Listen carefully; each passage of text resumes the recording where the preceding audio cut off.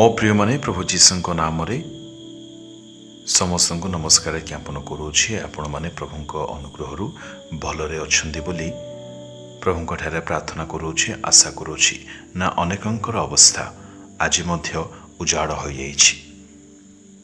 मु जाने प्रभु लोक माने जदि आज आपण अवस्था भल नहीं तेबे आज आपण मान ईश्वर वाक्य आम मान से देवाई चाहती।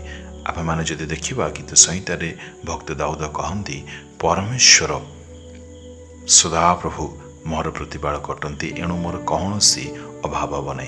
अति सुंदर भाव से यही वाक्य को कहते एणु आम मैंने आम मान जीवन स्थिति को आम मैंने कदापि न अनाई जे आम मानकर प्रतिपालनकारी, जे आम मानक साहाय्य करती, जे आम मानकर समस्त विषय को भल भाव जानती, पुणी आम मानक आवश्यकता को देवा निमंते सक्षम ईश्वर अटंती।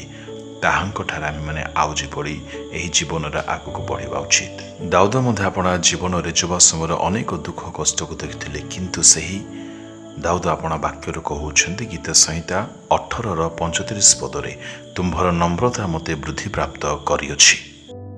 प्रभु प्रिय लोक मैंने परमेश्वर वाक्य आम मैंने पढ़िलु ताहांक नम्रता आम मान जीवन में वृद्धि आनी थाए। यह से केबे लिखिथिले जेतेबेले पिता परमेश्वर प्रभु तांको समस्त शत्रुगण ठारू तांको संपूर्ण रूपे विजय प्रदान करथिले।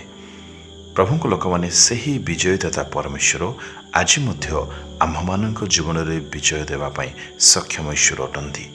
एणु आपण जीवन जेते मध्य संघर्ष थाउना कहीं जो विषय युद्धरे आपण लड़ुंट ना कहीं विजय केवल परमेश्वर आम मान प्रदान करि।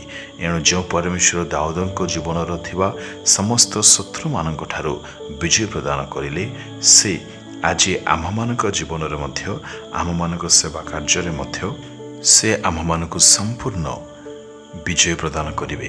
ताहा पारिवारिक विषय हो केबा मांडलिक विषय हो केबा निजर व्यक्तिगत काम कार्य ऑफिसर विषय होना कहीं विजय बा उन्नति केवल परमेश्वर ही प्रदान करिथांती।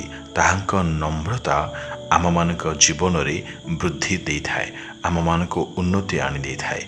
एणु आमे माने ताहांक ठारे भरोसा करू, जेतु सही परमेश्वर ठारे केबे मध्य आमे माने भरोसा करी लज्जित हवा एपरी असंभव अटे। से एपरी केबे करंती नाही, एपरी से पक्षपात करंती नाही। एणु आसंतु आमे माने आपणर समस्त विषय ताहांको जणाइबा, पुणी उन्नति निमंते आमे माने प्रस्तुत होई संपूर्ण समर्पित हेबा। पिता मोर एही पुओ पुणी झियो माने जेते प्रार्थना करूछंती तो मस्तर समर्पण हेउछंती प्रभु प्रत्येक जीवन तुमे वृद्धि साधन कराओ, सेमानको जीवन उन्नति को देखिबा पई दियो बोली यही प्रार्थना जीसुଙ୍କ नाम रे मागुछि प्रिय पिता। आमेन आमेन।